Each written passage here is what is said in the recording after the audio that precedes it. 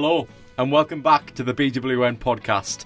Now, with this week, we're going to be doing something very different, actually. Something that we haven't done on this podcast before, and probably won't be doing again, and that is a part 2 to a particular topic. Acting in itself is a very big kind of area to talk about, especially because it's a very sort of individualistic process in a way, where there's a kind of a heavy emphasis on oneself and how they attack it and how they prepare for different roles. We've decided to kind of split this in two with two separate guests covering the same thing from a student perspective. Today, someone who I've had experience with recently for 2025's projects and one that's upcoming, Mr. Dylan Browning. How are you doing? I'm doing fine, cheers mate, lovely intro. Glad to know that this might be the last one. If I tank it too much, that'd be a good way to end it, I guess. No more two-parters. But yeah, so this is for context, this is the last one of this season that we're recording. So it won't be the last one, period. That'll be upcoming. But this is the last one that we're recording. So it's been a long shoot to get to this point. But we're here now. So today we're going to kind of be covering the same kind of things that we covered last week, but from obviously a different perspective with a different guest.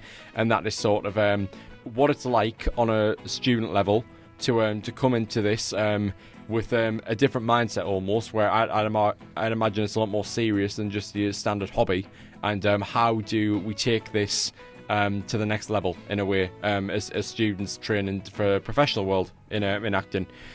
So I think that's really kind of where we start. But first of all, I hope everyone's doing all right at home. I hope everything's going okay, and I hope you've been enjoying the last few months or so with the network, because we've had a fair few things coming out between October and December, wherever this episode falls down. We've got a lot of stuff either coming out or it has been out this year, so I hope you've been enjoying it. But I think that is kind of a place to start before we kind of go into this topic of what we've been doing recently, which is not a great deal, but we'll plan to do a lot more in the future, and next year we're planning to do a fair bit more there. But in the short term, we've done something for this year, which is Potter. So I've had a few people on here that we can talk about Potter this season, but you of course one of them, and you will, it's been announced, you'll be playing Voldy. Yeah. So it's there's a lovely picture of me with the little minifig, looking completely like I don't know what the hell I'm doing with it. But yeah, so it's a big endeavour. Like I knew going down that road it was going to be a hell of a long process to get all these out and made, but it has started, and I was thinking in my head for a while of where best to essentially place you, and I found in the end that your Voldemort was just too good that I couldn't do it. It was I couldn't put you anywhere else. It had to be Voldemort. I've been saying it before really, that the animation I'm very happy with, and I think the recordings went really, really well with everybody. So it wasn't a very long session, because it's only a few lines for sort of the end of it. But no, yeah. How do you feel about Voldemort going forward? I would say nervous, to be more honest about it. I mean, even though I realise it's like, it's like a Lego series and stuff, it's still really kind of daunting task, because Ralph Fiennes does such this iconic performance as Voldemort for the character, and there's never really been another after him, so it's all kind of like imitation and trying to find something new to bring to that was already on there. I think I said it when I did my audition that I based it more on kind of the book version of him, going for this more kind of like snake-like approach to his voice, but that I suppose we've seen further down the line, considering I'm just kind of like a guy on the back of someone's head right now. But yeah, no, daunting, I think there's I'm happy, at least with these specials, I'm happy we're getting out ahead of the show. That's what I'm happy about, because it doesn't seem like we're trying to copy anything or do it just because it's in the zeitgeist again. Have you got any thoughts on the new series and how it looks so far? I realise only mainly actors have been announced. I mean, it's very I'm very intrigued how it's going to shape up. Yeah. Because there's people love to complain nowadays, and it's I don't think in many ways I don't think any of them are going to get it right, like 100% right. I think there's certain things that are that I can kind of I don't know how to feel about it in the sense of this. I think most of the casting's great. I don't know about Dumbledore. Yeah, John Lithgow. That's I'm not sure. I just feel like, can it work? Yes. Maybe it's best for this show and this iteration. Do I think he's the perfect choice for it? I don't know. I don't think so. We'll see. Because we haven't seen his version of it. But there's also there's obviously the two that have had the most discussion, at least lately, have been Snape and Hermione. They've obviously been the two that have had the most. I've got to say though, if you've seen an audition tape recently went up of the Hermione Granger actor, it was brilliant. It was spot on. Yeah. So here's the thing. Here's the thing about this. From what everything that I've heard and what all people from the books and the movie fans and everyone have just chimed in on comment sections and said their spiel and everything like that. From everything I understand about the casting process of this, Hermione is justified, and Snape is the one people are angry about because it was said it's going against book description. That's the one people are annoyed about. To that, it's like, I don't really care. I'm not getting involved. It's a case of I just don't. It's just I don't see what the point is really. I think there were recent rumours that he's been recast as well. Yeah. And to be honest, it's annoying on the actor obviously, but I'm also like I'm not really shocked. However, the thing is, right, I think Hermione's a lot more complex because performance, I saw that clip too. Yeah. That's the same one that you're talking about. I saw that too, and I was like, yeah, that's brilliant. That's how you redo it. That's the new Hermione. That's great. It's something different as well, and it's a lot more. How do I put this exactly? She's not as. It may be something with the accent that you might be able to help us with. Yeah. She's not posh outright like Emma was. Yeah, it's a bit more like is it? Would I be saying it's London? It's more. It's more. It comes from a more rougher standpoint, which I think fits Hermione more because obviously the whole point is that she's still quite, I would say, middle class. I think her parents are dentists in both the book and the movies. It's been a while since I've read them, but I wouldn't say that she was posh. I mean, when I read them, I never gave her kind of this posh Emma Watson voice, but Emma Watson just is quite. The thing is, nothing will ever change. She nailed that role. Oh yeah, so nothing will ever change. Like to many people, even when the series is probably done in 7-8 years time or whatever, he will still consider Emma Watson as like. I get it now when people have like iterations of maybe Superman or something, where people have iterations. Okay, that's my Superman. I get it now because that's. See, it's funny you mentioned Superman because there's a lot of the same thing with David. Is it Cornswell? Yeah. There's a very similar thing with him and Cavill. Oh yes.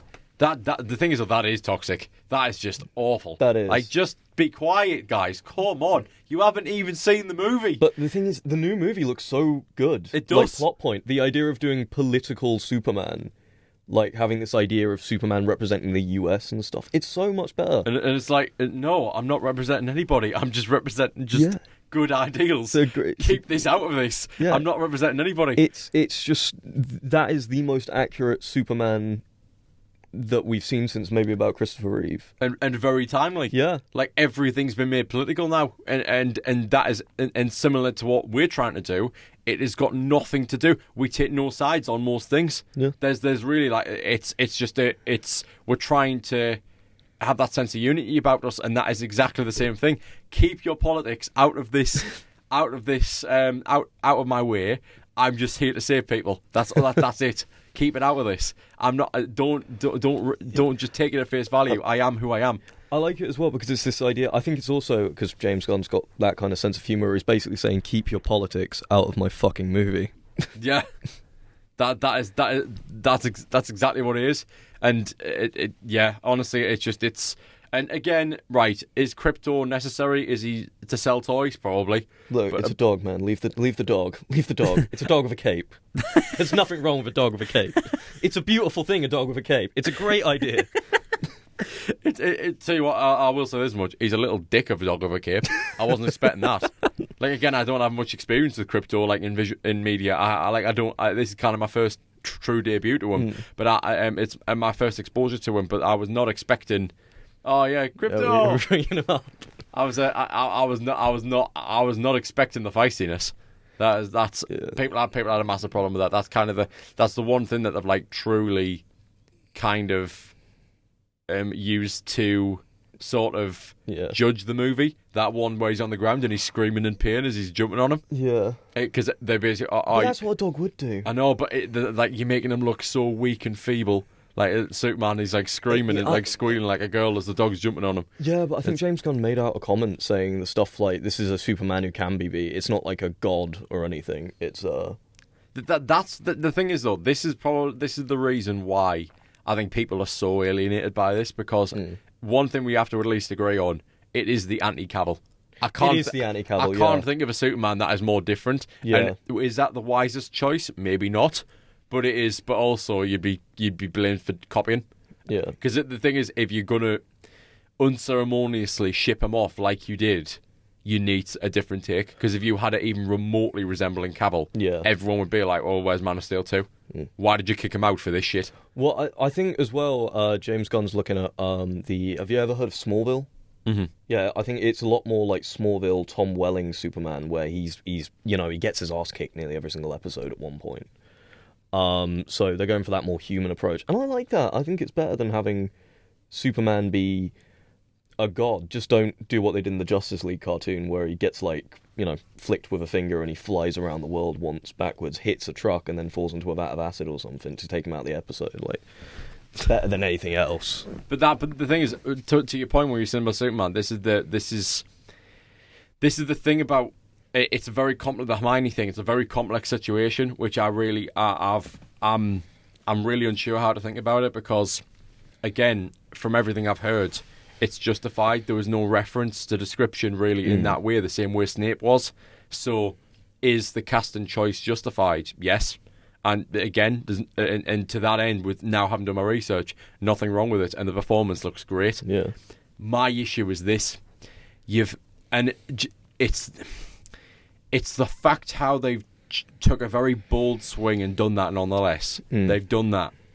It's the fact how it's a child actor, and they're the one going to get the hate. It's such an online scrutiny now compared with when they were cast in 2099, whenever they were cast, right? 2099, bloody hell. That's quite far off. But whenever that was done, and whenever they were cast a year or two before it came out, we weren't living in the age that we are now. Oh, God, yeah. 20, 25 years ago. And it really is. It's... On the one hand, you're like, no... Because if we don't do it, it's limiting those opportunities, and we have to stand proud and stand firm by our choice. On the other hand, you're dealing with kids, and was this decision potentially very irresponsible? I mean, especially as they're young, aren't they? Yeah, they are. They're the age of the characters. And yes, they're taking this kind of discomfort and sort of kind of disagreement out with primarily the adults, but. This is with the adults involved making the show, but inevitably it's going to rub off, and it is not. And I just hope they don't have a great deal of exposure to all this. Yeah, because this is really, arguably, very irresponsible of a choice, and I don't. And all I can hope, because the burden on them to do a good job in this, and I'd say arguably more than Harry and Ron, like the burden on them to do a good job in this first season. I hope, based on what we've seen, I hope they knock it out of the park. Oh, God, yeah. And everything gets put to rest. And there's none of this not my Hermione shit the second the show drops. Yeah. I just really hope they knock it out of the park for their sake. And all of it gets put to rest. And there's no one has a word to say. And everything's a thing of the past. Because this is, honestly, if they don't, the studio has taken such a gamble here that could genuinely seriously negative effects them. But we're talking like, what's his name, Jake Lloyd? We're talking about like Phantom Menace here. Yeah. Well, I mean, not to like, I know it's kind of a similar thing, but the new House Train of Dragon cast with the whole Astrid thing. Yes, I was going to say that too. I saw that movie a few days ago. I loved Astrid. I thought the actress for it was brilliant. I thought it was a great pick. Amazing. Completely justified the character. It evolved the character as well than just kind of Hiccup's girlfriend. Yeah, because they've apparently changed Burke to fit the choice. Yes, there was a line in the movie about it. I'm not sure if you've seen it. I'm yet to see it. I'm seeing it on Thursday. It's so good. it's like, other than just the CGI dragons, like the characters, they have this line. It's not a spoiler or anything. Just where they say that all of our tribes came together from different continents and places to make the dragon, like, Hunters of Berk, and it makes so much sense because there's, like, you know, there's Japanese people, there's black people, there's white people, and I think it's a really good way of dealing with it. Yeah, because if you're gonna do that, and let's face it, if you've got quotas to fill, and if that's how you phrase it, like, if you've got demands to meet, Yeah, and you need to tick XYZ boxes, find a way narratively to make it make sense, Yeah, and they did, and I wish they'd said this earlier. instead of just letting the trailers release and then the actress gets all the hate. Because it's obvious that this would have been an early decision around casting time. Yeah. This would have been an early decision for the movie. I don't think that would have been shoehorned in after the casting choice was made. I think it would have been an early thing of like, okay, while we're considering this casting choice, how do we make this make sense? Because clearly we've seen it and she's our Astrid, but how do we make this make sense? Because not just we need to make it make sense, but also there's going to be a lot of backlash for this. We need to kind of soften the blow a bit. So it really I understand that it really is. I think it is the Snape one that I just do not get. Yeah, It's that's the one that I think is completely justified in people being a bit upset, and I feel like it's ticking boxes. yeah, But it's but I think it's so weird how the Hermione one now completely counteracts that, where it's like that is. It's odd. It's very odd, and I just hope that all these things we've talked about, Dragon, which is still very fresh at the box office at this time, that we're recording this, Superman upcoming, which you guys will have seen by the time this comes out, months away from now, and then also, obviously, what was it? Well, the series as well, the Harry Potter series. That it all just turns out fine. Again, it'll be a long time away of the series coming out by the time we see this.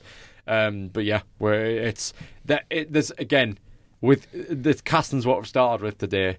It's a very delicate process, but once you get picked for that role, here's what we're talking about today: how you prepare for it. So, in your time, you could say that you've really done this and wanting to get involved with it, because this is kind of your first opportunity where the network audience can really meet you and you can talk about yourself as an actor. Yeah. Because that is, I'm pretty sure now, as things currently stand, that is kind of the only thing you're sort of linked to with network. It's like that is your big thing. You're primarily just an actor.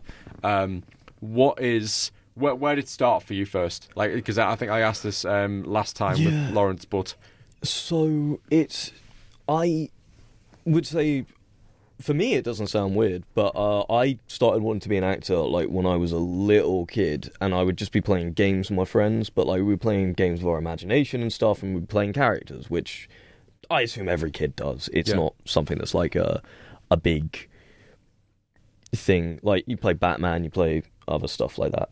But I think specifically it clicked that I actually wanted to pursue it maybe when I was only about 13, 14.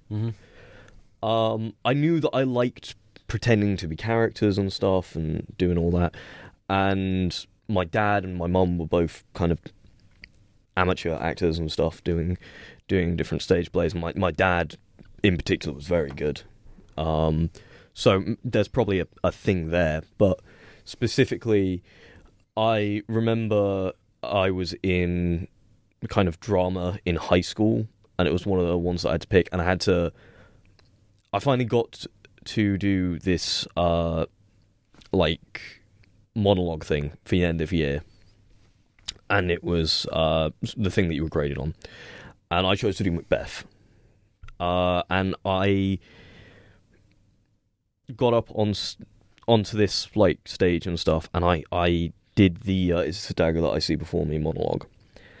And there's just this feeling of intense euphoria and stress that you get when you're on stage and you have all of the audience's line of sight on you, and you just have this moment where you can feel everyone's gaze hanging on every single word that you have as you just get through the character. And also, it's fun pretending to be someone else. That might sound a little bit weird. Yeah. But it's just fun for me, really. Yeah. It's playing pretend and then having everyone look at you thinking, bloody hell, he's good at that. He can play pretend well. He does it all right. It's just fun, and I've got really good memories of it. Specifically with a lot of comedy stuff, because I think one of the best times for an actor is rehearsal. Just little things going wrong and stuff. It's hilarious. What I was doing, 39 Steps, which I was playing Richard Hannay, if you know that, and there's the scene on the train when he's got like the police officers after him, and I was like, okay, I need to make him look really anxious, so I started making it look like I had a panic attack and stuff, and like, someone was outside the door at the time and came in thinking I was actually having like a miniature panic attack. I just went, you just walked through the entire scene, you just ruined it, and they panicked, and it was just funny as hell. Not their panic. Sorry, I'm not a sadist or anything, but just it's just hilarious watching people work and stuff and do acting, and I just think it's really fun. Even watching one of my classmates, like getting into role, it's just amazing. It's a sense of magic, really. Yeah, I find that is, I'm not having as much time to do it as much lately. With this year I have, but with next year I don't think I'm going to get many opportunities to do it. But whenever I'm directing, it is it's my favourite part of the job. It really is. It is just seeing actors do their thing and get just so engrossed in it. And I love seeing it. There was a theatre company, I think I brought it up once or twice, but there was a theatre company I've been a part of in recent years, and I just remember turning up, and a lot of them weren't very experienced, in the sense of like it was more of a fun thing. They weren't exactly professionally trained. Yeah.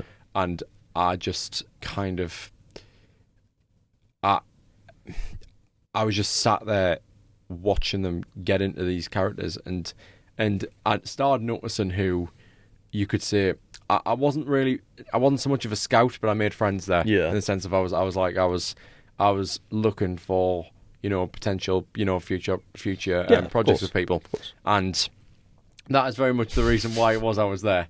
We can't see the logo of the jumper. You have to stand on the chair. We still can't see it. But yeah, so it's the... Oh, there we go.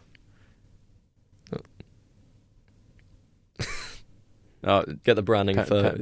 Pendant. Still, yeah, just you're going to need to open it up a bit more. There we go. There you go. Atlas Theatre Company. Go, that's the one. But yeah, it just did, and I was... And when I found the people who I thought were, particularly skilled... Yeah. And a few of them I were really sort of warm to, and I just watched them do their thing, and I was like, right, this is... It's so fun. I just love seeing this. Yeah. And I don't know, the thing is, have you ever done casting before? A few times, yeah. And kind of, so basically, this is back in sixth form, so you kind of had groups to work with. So how I would do my casting is I would kind of find my group, and I would have my group, and then I would kind of like think of what characters would fit, and then look at the play. Similar, yeah. Yeah, because you can't,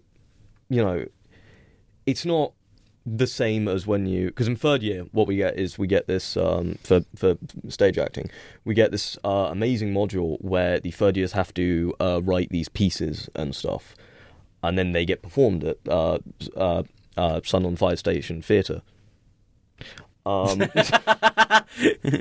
So we have to go there and we perform these, and in third year I'm hoping, like, if I get to do my own piece, I get to write it and stuff, we get to pick from the first years and third years. They get to choose if they want to be in our cast, but then we get to cast them. Yeah, and I heard about that. Is that musical theatre? No. So there's a musical theatre one prior to that, which is just the third years, and then the second years is ensemble cast. Okay. Which I think we're doing Little Shop of Horrors this year.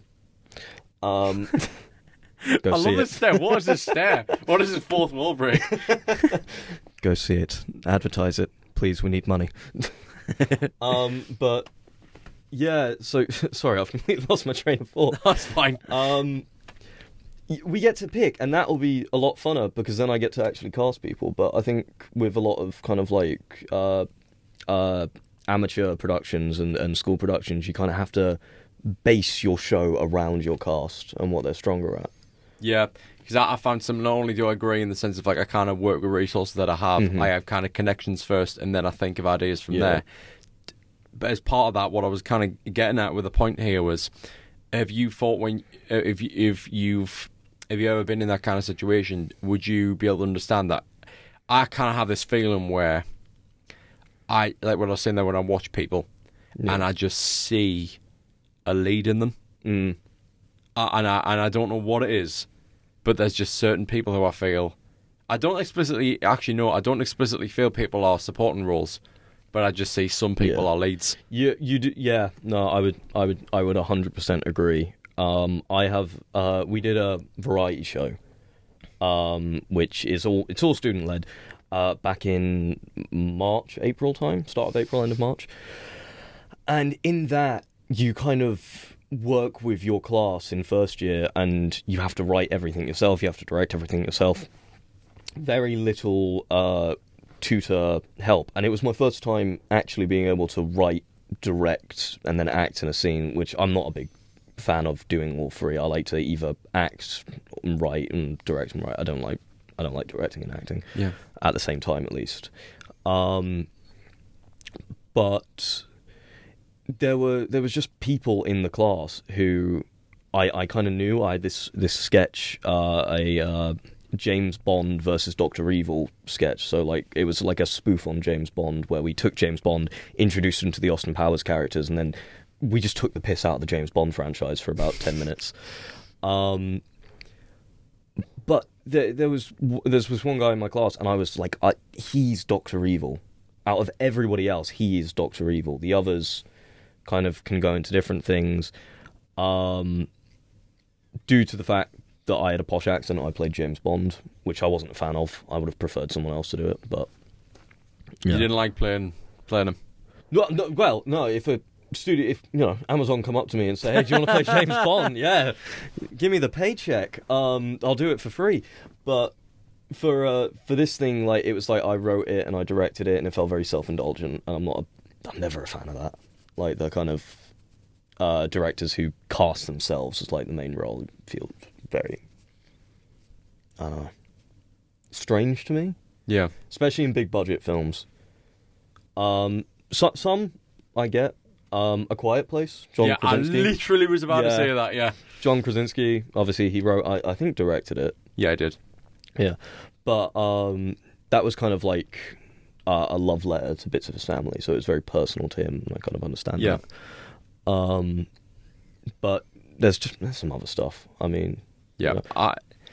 I acted in the one that I directed, and that did not work at all. It's because when you're directing it, I feel you put on like a different head to when you're acting in it, and you can't direct and act at the same time properly because you can't see yourself. If you can do that, well done. That's very good for the rest of your life. That's a great ability. But I feel like when we were doing that sketch that I was talking about, like we would do the full sketch, and then I would walk away from the sketch, sit in a different seat, watch the sketch go out without me there, and it meant we could never properly get this like synergy between the cast and director, because I was the cast and the director, and it just didn't work. It didn't pop the same. Apparently it went really well on the night, but it felt very weird and stunted in rehearsals. Yeah, it was that cap thing that you're talking about, wearing different hats in different scenarios, and it was a case of where that film went wrong, because obviously it gets criticised for, again, how it was directed and made. But the thing is that because of things I didn't know at the time when I was making it. But the thing is that even when I was making it, what also went wrong is I was so focused on actually making the film, when it was a time for me to step in front of camera, I hadn't really thought it through. Yeah. And I was kind of just blindly winging it and going through the paces and the emotions, and hitting the beats, and just being overly dramatic and overly upset, and not having a lot of subtlety to it. I was very, and the thing is, it matches it, because I always describe that film as like raw passion. It was just real, just so it at least fit the film. Yeah, like Dire Straits, just pain. Yeah. It was an awful time when I made it, and it really not pretty, and it matched it, yeah, but it doesn't make it a good product. Yeah. And I was just the acting was off because I was so focused on the directing, and the directing inherently was off, and that is you pull that together and you're like, I still will always say that it's got moments. It definitely has moments, and it's definitely respectable for the time and the context of which it was made, but it is very dated. At least by next year, it will be very, very dated. Oh, wow. Because it's 2 years. It's basically 2 years old by this point. Yeah. So it's, well, especially when this comes out. So it's dated, but it'll. But the thing is, I probably learned from my lesson. I'll either pay a lot more care if I am directing something that I'm acting in, or splitting them up entirely. Oh God, yeah. I'm looking forward to being in a position with a project where I get asked by a director who, obviously by nature is, they are operating beneath me under what it is that we're doing, because I'm running the whole show here. I get asked by a director doing a project, obviously I've commissioned like everybody, like everything else, saying, would like you to be in this, can you do this? And I'm being led. Yeah. I'm not directing, I'm not stressing about all that. All I focus on is just delivering this scene well, and turn it and tilt my head at the right time, and that kind of thing, and just hitting the beats and hitting them well, and that is something I'm genuinely really looking forward to, because like you and the things you've said that you enjoy so much about it, I really like acting too. It's that escapism about it, and just the ability to maybe, in a way, I don't know how you feel about this, but do you sometimes feel like you're showing a side to yourself that definitely yourself can't? Yeah. And I don't mean, and this is odd because a lot of my characters are very intense, very, very intense. Either ones who are being developed, who I'm coming up with, or the ones who have already aired on this medium. They are a lot of them are very dark, and to me, I don't see it as a reflection of myself. I see it as an expelling of what's there. It's like an outlet. Yeah, I mean, I get where you're coming from on that. I have this thing where certain characters of me, I'll take like a small characteristic of me, and then I'll kind of move that and use that, and kind of grow from there and see how the character comes along. There was this soap opera thing that we had to do on the course where I was playing a guy and his sister was dead, and I'm not as I think quite a few guys are, I'm not a sit down and cry type of person. I'm very much a move on, get on with it type. Yeah, I grieve in my own way, but this guy was very much this death had shattered him type. So I had to take this kind of morbid fear and turn it into something else. So I took kind of like my own stubbornness and this kind of thing and made it so he was trying to protect himself from everybody else and not show his vulnerability, but he was terrible at it. Like, it cracked through nearly with everything. So yeah, I completely get where you're coming from on that. I think it's a very fun thing. And no, I don't think if my characters reflected me, that would be pretty bad for me. Yeah. In the panto we had to do last year for Christmas, I played a horny Frenchman. I hope I don't reflect a horny Frenchman. I'm just trying to picture that. I can. What? Right. Okay. Hello. Would you like to have a taste of my baguette? Come on, Matthew. No, get away from me! Get out! Oh my word! But yeah, no, that type of character doesn't represent me at all. Our producer knows a fair bit of French, actually. Oh, does she? Yeah. I didn't learn a word of it, but oh my word! I'm just trying to picture these bits. Like, what were you doing with that? Oh my god! How big of a role did you have? It was like I was in like so I was like the dame's love interest. So I'm sitting there. Who would pursue that? Well. You know, Costy's a very beautiful man. Woman. Have you met Costy? Yeah, Costy was the name. And you know, we got an intro scene. I was the leader of the Merry Men because this was a Robin Hood panto, so I was trying to shack up with Dame Marion because Marion was the dame for some reason. And I was Alan Adale, who was like, have you ever seen the Disney Fox one? Like Disney Fox Robin Hood? No. Am I? There's a Fox one where he's a. Thank you. Thank you. The joys of Google. Joys of Google. I think once I've seen it, I'll recognise it. There you go. We'll use the four brains that we got in here: Bug, Dylan, Matthew, and Google.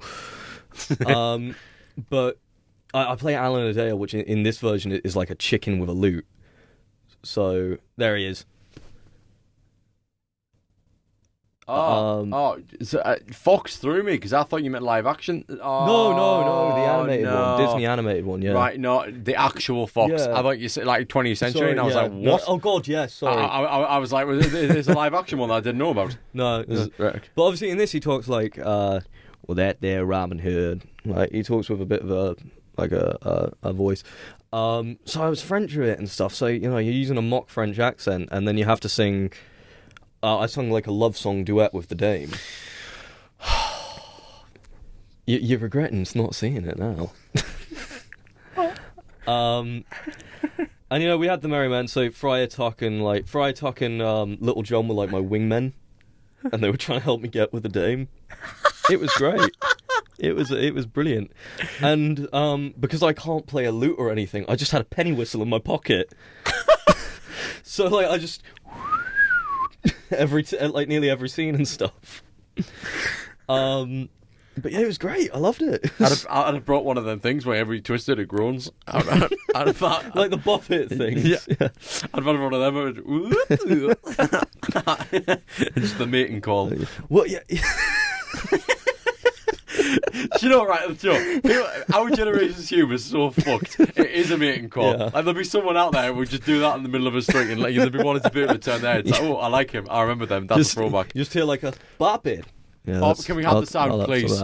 Please. The mics will pick this up. Can we have the sound, please? Or does the sound even work in here? It doesn't, does it? We got speakers. It's going to work. It's going to work. I can't believe we're waiting for this. We're waiting for this. We know exactly what we're going to hear, and yet we're waiting for it anyway. Raise your expectations.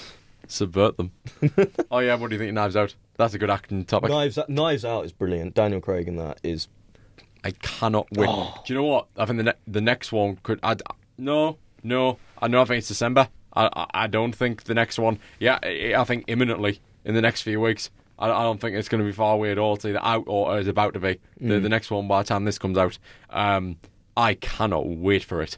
I mean, it's got Moriarty from Sherlock in as well. I can't place his name for now, but that specific actor who's like one of the main guys.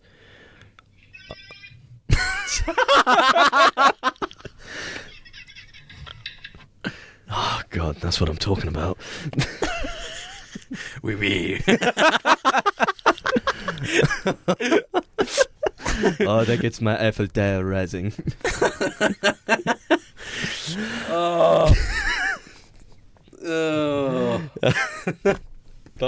Okay.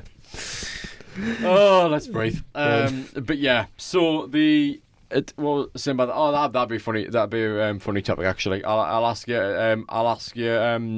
You know, more of a poignant question last, but it is a fun topic. So, with all the acting world, and you see, you could talk a bit about stars and certain people and that sort of thing. Okay, here we go. In the acting world, here's a fun one. I've never done anything like this on this pod. Do you have any celebrity acting crushes? Oh, God, yeah. Go ahead, fire away. Oh, God, I'm going to sound so basic with a few of these. You've got to do these as well, then. Oh, of course. I'm done. So I need to point out that I am a very straight man. To my girlfriend who's probably listening to this, I'm going to get so many questions when I'm done with this. We were talking about him earlier. Henry Cavill is a beautiful man. That's fine. You get an interrogation Yeah, scene. he's You great. get a He's free great. interrogation scene out of it tonight. It's fine. Yeah. I mean, Henry Cavill, young Brad Pitt. Notice how he's dodging an interrogation because all of them are men. He's saying all of them are men. Give me 2 minutes. Okay, moving on to like more stuff. Karen Gillan, do you know her? Oh yes, Yeah, that's an out of the box choice. I'm a huge Doctor Who nerd. I've been one for years. Right. And Karen Gillan was with my Doctor Matt Smith. Mm-hmm. My dream role as an actor would be the Doctor. All right, okay. But specifically, our producer's choice. Hold on, we're gonna see bugs. Angelina.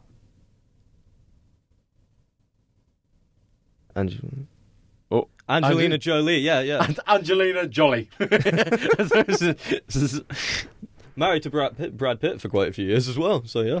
It was just a typo, that was why, guys. Yeah. Okay. Yeah. Yeah. I can't avoid this now, can I? No, come on then. Okay. Right, how do I list off? And this is in no particular order. The producer's staring intently at me, and just like, go on, we're listening. Okay, right, okay, I'll listen off one more one. Okay, right. Daisy Ridley specifically is Rey in Force Awakens. Okay, yeah. Specifically in Force Awakens. Yep. Right. I don't talk about Last Jedi. It didn't happen for me. Neither. Right. I thought that end fight was cool. I'm one of the only people who thinks that whole Force Ghost last final fight was actually a really cool idea. Choreography of it. I thought it was a really good use of the law. I liked it. For the wrong character at the wrong time, probably, Yeah. but it was a good idea. I'm just dodging the question here, aren't I? Come on. I'd say Brie Larson specifically in Captain Marvel 1. Mm. Scarlett Johansson in Iron Man 2. Yeah, you see, no. Really? No, I've got a very particular taste, I think. Right, okay. I love how I'm seeing the movies with them as well. Yeah. Like specific things. Yeah, specifically that one. If they're not in that, get them out. Emilia Clarke in Me Before You. Oh, yeah, Daenerys Targaryen, yeah, I can see that. There's Kaylee Spinney. Nicole Kidman. Nicole Kidman's quite good. You know her? Yeah, I do, yeah. Moulin Rouge. Who else? Oh, Madison Eisman. Mm. I love how we're not. I was got really scared there because I thought you were on the internet. I was going. Producer's choice: Angelina Jolie, Andrew. That's not Andrew. Oh, Adam Driver. Johnny Depp. Adam yeah, Driver's I can great, understand Johnny Depp. Angelina Jolie and Tomb Raider specifically. Is there anyone who I've said who you don't know? The last one you said. Madison Eisman. Yeah. Go on. I'll probably know her straight away. She's been in a fair few things since. She was the girl in Jumanji, the new one. Oh God, yeah, she's Bethany Becker. Yeah, something the rather. one who Jack Black She impersonates. turns into a horse. She shows it to Jack Black. Yeah, in the second one she's a horse though. Oh yeah, she is, wasn't she? Yeah. That's I'm pretty sure. I'm trying to think. Is there anybody else? I don't know.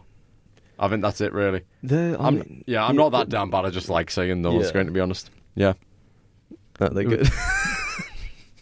The Penguin. Who's that? I'm assuming not the Batman, the Penguin.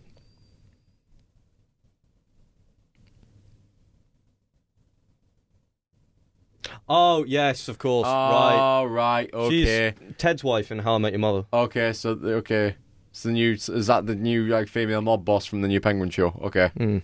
Yeah, I get it now. Cool. That's fine. Probably plays one of the Falcons. Oh yeah. Oh yeah. You tell you what, we've talked about soups. I mean, I think before we go into like a last talking point, I think that we talk about Batman. I like how it's been quite topical around like relevant stuff. Like, because it was very much a kind of like jobs based experience and student perspective last time. This is kind of like talking about it in the wider world. I think if you're gonna look at acting for anything, you need to look at what's popular right now. I mean, I personally, superhero movies, I love them. Do I think I would do a superhero movie or something like that if I got into it? No. In the right role, I think you would. In the right role, yeah. No, I mean, I would love to do Nightwing, but I wouldn't. Nah. Who's that again? Dick Grayson. First Robin of Batman. All right. Yeah, but Wow, we're getting some use out of Google today. you'll know him when you see him. Yeah, I think I've seen a frame. I've seen a panel He's or two of great. him. I love him. He's Right. So what do you think, Battinson? Then Battinson. What do you think of that movie? I think it's great. It's a brilliant movie. I saw it. It came out the day after my birthday, so I literally went and saw it when it first came out. I think it's brilliant. I think it's the best Batman movie we've had in a long time.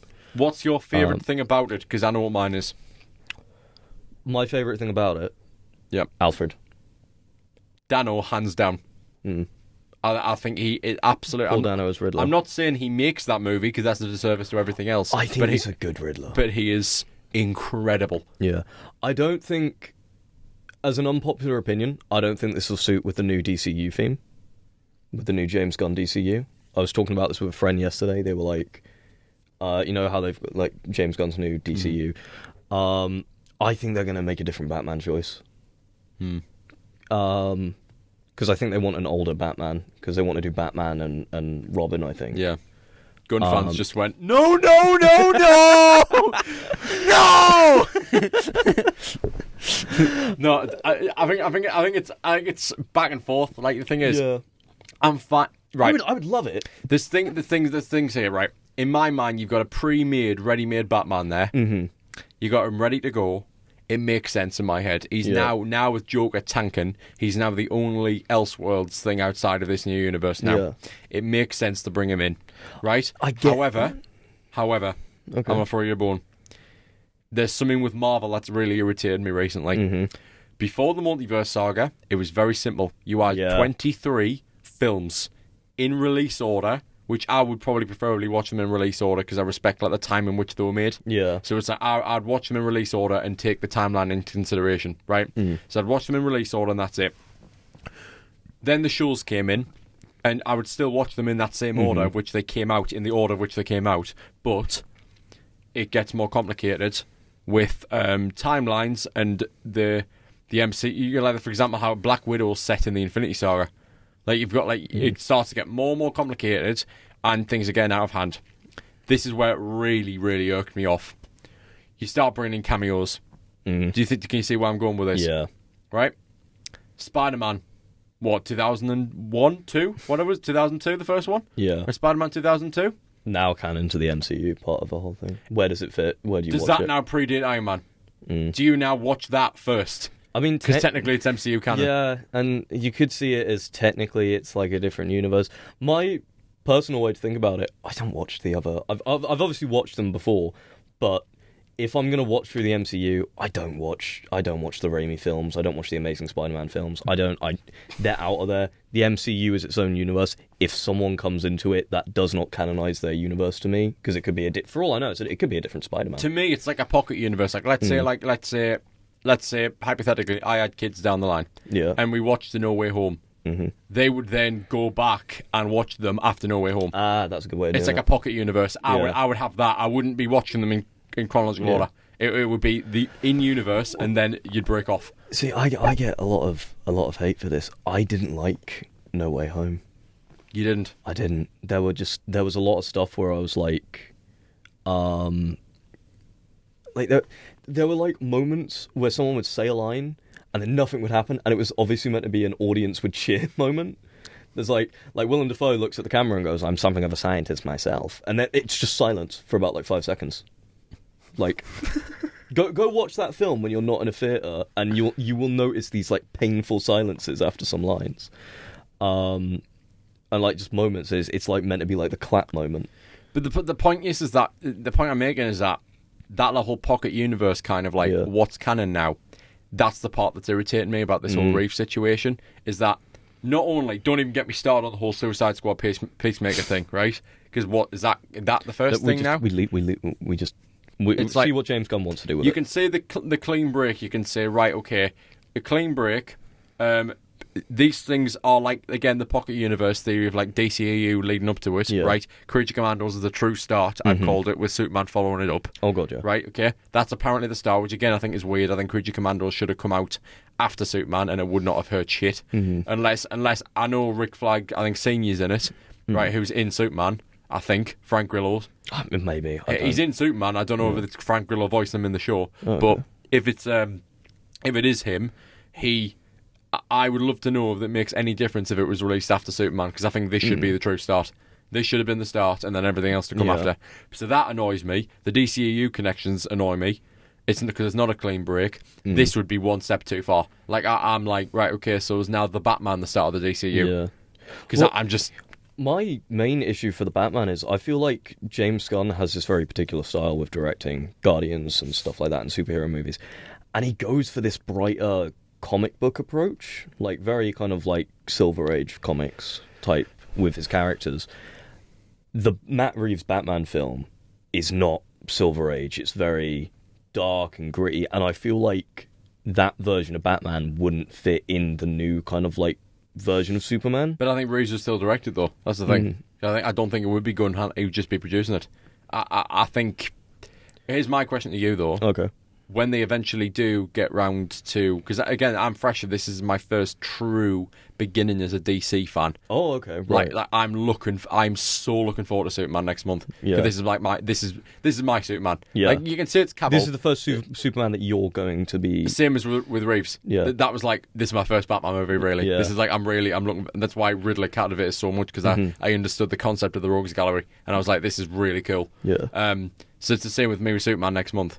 But it's when they do eventually get round to some kind of big team up, whether it be three of them like BVS or whether it be a full-on Justice League, when they get to that eventual big end of Phase 1 moment, the Avengers in New York circling around, when they get to that, who do you think helms it? Do you think it's somebody else, or do you think Gunn won't be able to trust anybody, and do you think he takes it himself? Oh, that's a good one. Because I'm very afraid, because if because he's already got side characters in his Superman movie, you give him a team-up movie, that really is a fear of becoming Guardians of the Galaxy. No, I'm gonna take a wild shot with this. I think they're gonna do Batman and Superman Public Enemies, which is a different comic run where it's Batman and Superman versus the world, because they've established, or I think they've said a few times that have you asked the president for permission to go to these countries, and they show a clip of Lex Luthor. If Lex Luthor is president, they could set up this arc, which happens in the comics sometime, in the comics, and there's a great movie about it. It's Batman and Superman versus everyone, and they have to try and like prove Luthor wrong, and I think that would be a better way to end Phase 1, get Luthor out of presidency, and then have them two team up, fight the world, do the whole Batman-Superman friendship thing, leave Justice League for a while. Let it happen in a different way. Let's see maybe like a better Flash film, a Wonder Woman film, whatever the hell's going on with Aquaman, because apparently Jason Momoa is staying around as well. Would you... The thing is, I'm just saying this again as someone who's not a big DC fan, who's just, let's say I was put in charge of exec, right? Yeah. Is it crazy, or would I just have done probably Superman to start, what Gunn's doing? Yeah. But I have Superman, Batman, Wonder Woman, Green Lantern, Cyborg, Aquaman, and then is there one Flash? Yeah. Have the 7 of them, right? 7 movies, and have Justice League be the 8th. Am I crazy, or would I? Or No, would you're I? not crazy. Because that's a very traditional. Not even Phase 1 of Marvel did that. They had an Iron Man 2 before Avengers. Yeah.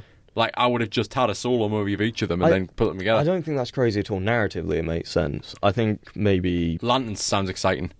Lantern's good, because we've never got a proper live-action Green Lantern movie. And what I like is the guy who's playing Guy Gardner in the Superman movies. He is actually the guy who voiced Green Lantern in the animated movies, which is quite fun. But I think they're doing... I don't want to ruin it for you, but I think they might be doing a Green Lantern TV show. All right. I think it's Hal Jordan and... That's what I'm saying, Lanterns. That's what's called. That's what you meant. Sorry. I thought True Detective, yeah.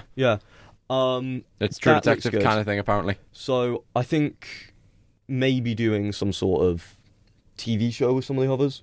You know, do your big three. Do your Holy Trinity of Superman, Wonder Woman, Batman. Do them as movies. Then Lantern's TV show. Aquaman's already got his movies. They're set up. Then throw in... I don't know, say maybe a Flash TV show. I know we already had one on CW for a few years, but throw that in. Because there's world building around a lot of characters like Cyborg and Flash for DC. Nowhere near as much as Batman, Superman and Wonder Woman. And also, a Flash movie, I think, it kind of got proven right with Flashpoint, what they did earlier. It's not the best, because it relies on the other characters as well. Yeah. Because the Flash is either the most powerful superhero or the worst superhero. Yeah. So, I wouldn't really know about that. But I would say, if you're thinking about it, yeah, I'd say, like, do 7 movies leading up. The 8th one is your Justice League. And then maybe try and do 2 movies a year, I guess. Yeah. Like, Superman July, then release your Batman movie in late December. And then kind of move your way up with that and keep that schedule. But that would be hell to try and do. But yeah. I don't know what they've got planned, but I'm sure. I'm excited for it. James Gunn's universe looks great. The fact that he said, like, superheroes have predated Superman by about 300 years in this world is also interesting. Because in Man of Steel, Superman's kind of like the first one. There's, like, nothing else there, and then they immediately ruin that in Batman v Superman, where they reveal Batman's been around for 20 years. Yeah. So, who knows? So, my last thing would be, before we get to today's game, is what would you say is your favourite moment in all this time you've been acting? Do you have a favourite moment ever that is kind of that you can reflect on, that will kind of push you into the future? Like, this is everything we talked about today, which is in sort of the wider industry. This is wherever I end up going, this is always the moment I'll come back to. It's not my favourite moment, but it is a moment that kind of gave me a whole new perspective. As I was telling you earlier, there were these 30th shows that we had to do, and in one of them, it was a murder mystery thing, and the murderer was a teacher who kind of had a relationship going with students, and I got that role. Really didn't want it at the time. When I first heard about it, I was like, I don't want this. This is not a me role. Got it. Played it through to the end. Loved it. Absolutely loved it. It was such a... It sounds really bad considering what the role was about. Yeah. Such a fun role. And I attribute that to my director, but it made me realise that just because you don't get the role that you want in any production doesn't mean you're going to have a bad time with the production. Yeah. It means you're still going to have a great time. You're still going to have fun. You make the character fun, not the other way around. The character doesn't make you fun. Yeah. And I'm a bit surprised it took me that long to learn it. But specifically, like, this was such a different thing and a different role entirely. I usually played, like, the kind of, like, writer types. I'd never played someone who's kind of a psychotic killer before. But it was so fun to just get this new type of role and completely embrace a very new character as well. Not a horny Frenchman or, like, a intellectual, but this kind of, like, vile human, and get to really test out what that was like. And it's just fun playing a role that you'd never expect to play, and then hopefully pulling it off. As a quick one, how would you define success as an actor? I was thinking about this on my way in, actually.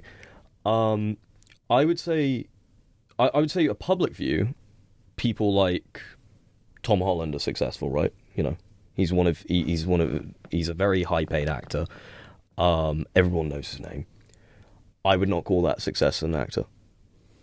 I would call success as an actor Samuel L. Jackson, who has done hundreds of roles. I believe a successful actor is someone who has done hundreds and hundreds of roles, someone who's sunk their teeth into so many different characters, created so many different portrayals, but isn't linked to one. Yeah.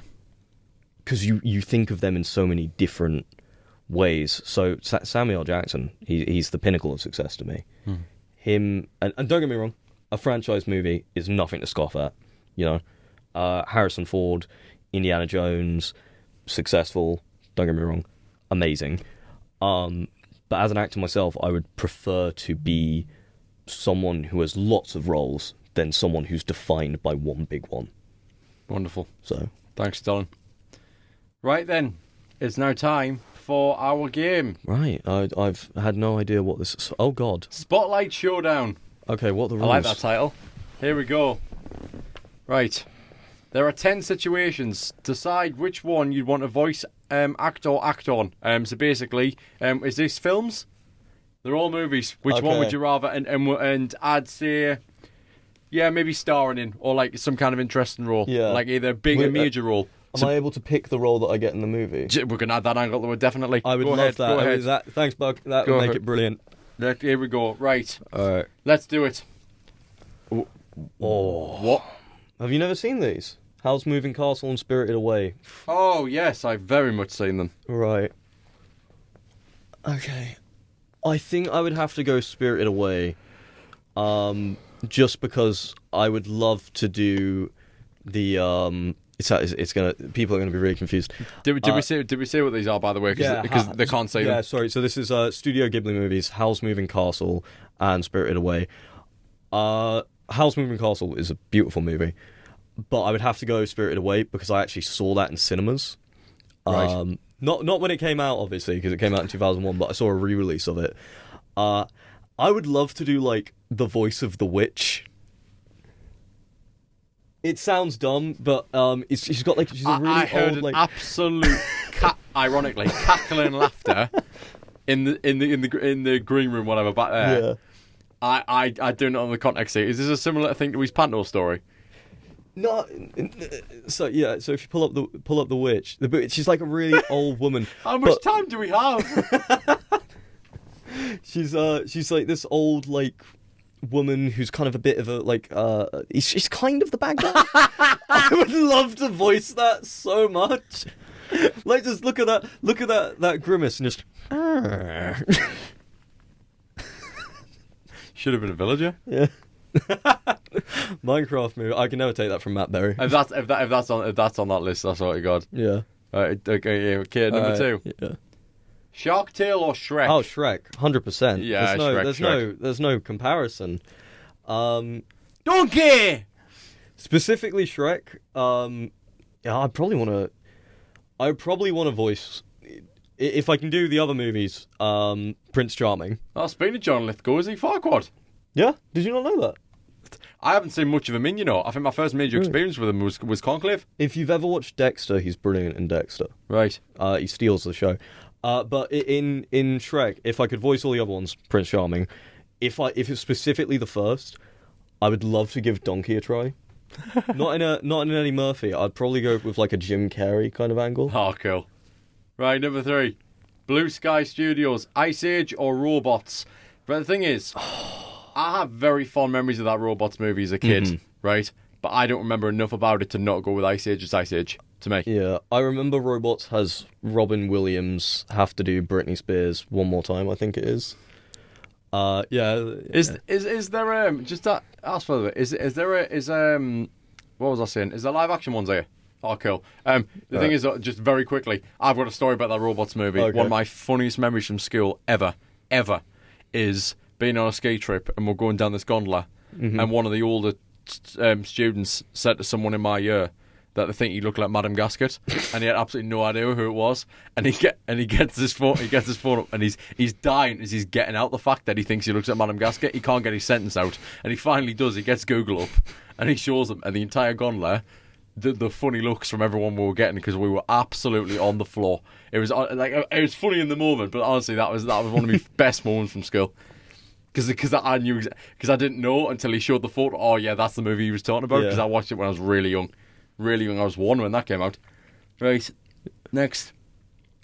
Oh, Disney, Mary Poppins or Cruella? Just real quick, I would want to be the Scrat from Ice Age. Disney, Mary Poppins or Cruella? Mary Both Poppins. fun. Yeah, I think I'd want to be. Is it Bert? Yeah. Yeah, Bert. I liked Cruella, but I just Mary Poppins. Yeah. Roald Dahl, Matilda 96 or Charlie and the Chocolate Willy Factory? Wonka, bring it on. I'd love to give Willy Wonka a crack. Do you know I've thought about this before? Because we had debates about something, like there's no point really going, we had debates about something Willy Wonka. We don't think we're going to do it, so I'm not teasing anything. But it was similar, it was animation pretty much. Yeah. And I was thinking about this recently, and I was like, I actually think I'd love to play him. Yeah, it's a fun role. Yeah, and I think people think I'm like dead serious. They don't strike me. I don't strike people as a Willy Wonka, but I just think he's just got such a passion for life that I think it's. Yeah, I see. The fun thing about this, Willy Wonka for a film version, but if you were to ask me the musical versions of these, because both of these have been turned into a musical, Miss Trunchbull. It usually played by a man on Broadway. Love that. Crazy. Bring it on. But yeah. Oh my God! Dr. Seuss, The Cat in the Hat, 2003, and The Grinch. I don't care what you have to say about Carrie. It's Cat in the Hat all day long. The best movie of all time. Unhinged nightmare piece, but yeah. Yeah, it'd probably be The Cat in the Hat. More than The Grinch, definitely. I think Grinch is a great role, don't get me wrong, but Cat in the Hat is just too fun. It's not even the cat. Like, I imagine a lot of people will put their hands in the air and say, "I would like to play fish, please." No, there's so many. Based on the track where you've been going, you'd be like, "I want to play Mrs. Kwan." Yeah. The track where you've been going on with characters. I think fun characters. One of my favorite voice actors is Jim Cummings, who's a Disney voice actor. The Pooh. Yeah, Winnie the Pooh, I love Pooh so much. Ray from Princess and the Frog, Ed the Hyena from Lion King, the one with the laugh. Oh, wow. He's in everything. He usually does the voice for Pete, I think, as well, in the Disney stuff. But he's just everything. And I think it's really fun how you don't think about it, and then you'll find out that, like, one voice actor did a lot of animalistic sounds and stuff, and it sounds so dumb. Lion King used like a real guy for most of the roars. That's crazy. That's great. So how much time do we have, by the way? Nope. Get the clock. Okay, cool. Okay. All right, then we've got time, so we'll pick up a bit now. Yeah. Tim Burton, Beetlejuice. Or Edward Scissorhands. It's gonna have to be Beetlejuice. I'd actually probably. Edward Scissorhands is a beautiful movie. Maybe I'd say Edward, because I think Edward is a really lovely role.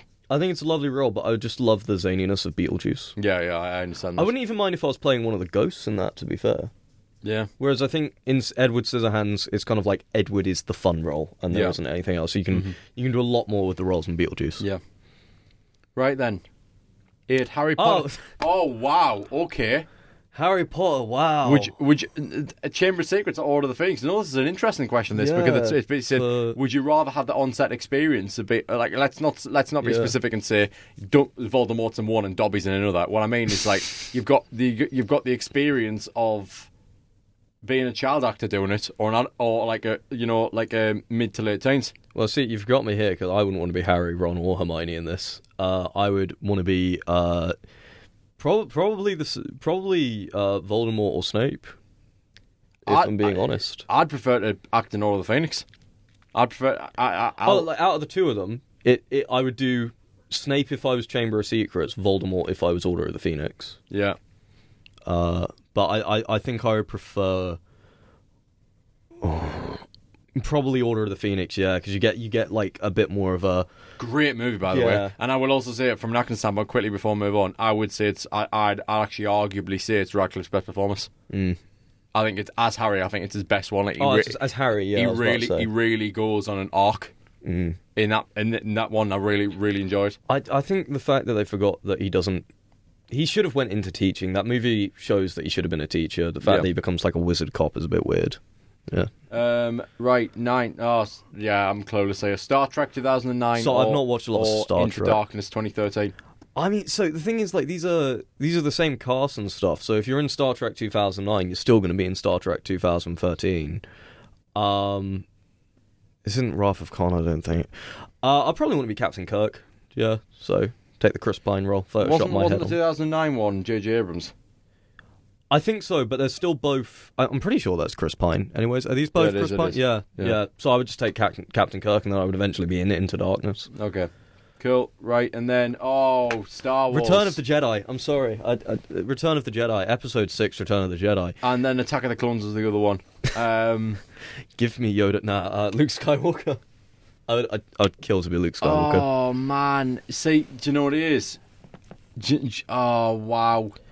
I don't see. I think the fact that it's Episode 2, which I would confidently say is the weaker of the first 6. Yeah, honestly, I'd say it's so annoying because I think I'm going to say Luke in Return of the Jedi would probably be my choice. Or, I'd say Luke in Return of the Jedi. If Episode 3 was there, I would have a lot harder of her. No, but this is the thing, though. It's not even Episode 3. If Episode 1 was there... Really? Yeah. Because I think, for me, again, everyone's like, oh, Darth Maul's cool as shit. But, like, I would have said... I could see you as Qui-Gon. No, yeah. Yeah. I think Qui-Gon, I would have liked... I think Qui-Gon would be a great role. Yeah. So I think... Yeah. Right, I'm going to go with Luke in 6. Yeah. Cool. And, thank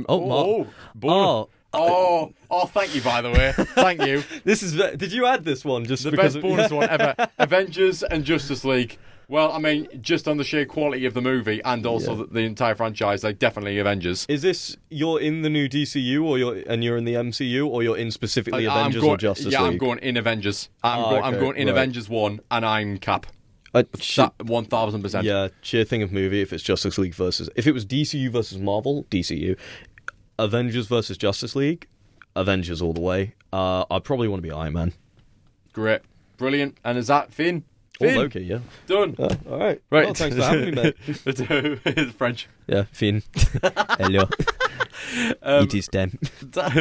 Yeah, so have you enjoyed it, dear? Oh, I've loved it. Good. It's been great. Good. Thanks for having me on, man. Well, that will just about do it for today of our 2-parter, which I don't think we'll replicate again, but we've done 2 episodes there back-to-back on acting, and that will just about do it. From myself and Dylan, we will see you in the network to come whenever we do collaborate again, and which we definitely plan to do soon-ish.